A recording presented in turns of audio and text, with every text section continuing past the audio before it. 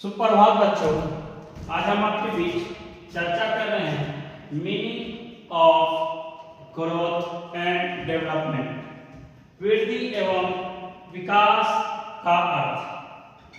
आज हम आपके बीच चर्चा करेंगे कि वृद्धि एवं विकास का क्या अर्थ होता है। और हम आप इस बात को भली भांति जानते हैं कि वृद्धि एवं विकास दोनों शब्द बिना कोई भेदभाव के पर्यायवाची रूप में जाने जाते हैं। पर्यायवाची रूप में इसलिए जाने जाते हैं और इसको काम में इसलिए लाए जाते हैं कि इसके माध्यम से गर्भावस्था की विभिन्न शक्तियों का आदान प्रदान किया जाता है, विभिन्न प्रकार की गतिविधियों का आदान प्रदान होता है और उन गतिविधियों के माध्यम से बच्चों के अंदर अलग अलग प्रकार की रूपरेखाओं का निर्माण होता है।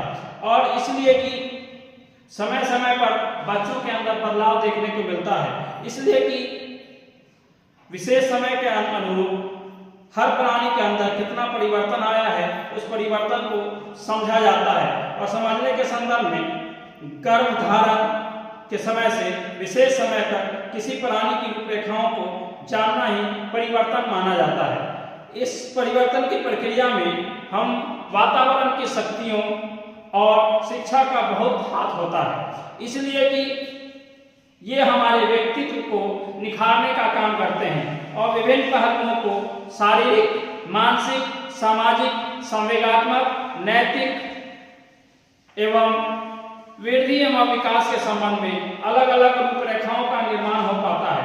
और वृद्धि और विकास दोनों शब्दों का प्रयोग बालक में आयु के बढ़ने के साथ साथ उसका प्रयोग होने वाले परिवर्तनों के लिए किया जाता है। इसलिए हम आप इसको भली भांति आवश्यक रूप में जानते और समझते हैं कि वंशानुक्रम और वातावरण की उपज कहा जाता है। इसलिए कि अगर हम कुछ बारीकी से अगर इस बात को ध्यान दें तो हमें पता चलेगा कि वृद्धि और विकास दोनों के बीच बहुत कुछ अंतर दिखलाई पड़ सकता है। इसलिए कि इस अंतर को हम भिन्न भिन्न प्रकार से वक्त देकर के समझ सकते हैं। पहला ग्रोथ, जिसको हम आप वृद्धि के नाम से जानते हैं। दूसरा है डेवलपमेंट, जिसको हम आप विकास के नाम से जानते हैं। तो पहला ग्रोथ में क्या क्या आता है उस पर हम चर्चा करते हैं। ग्रोथ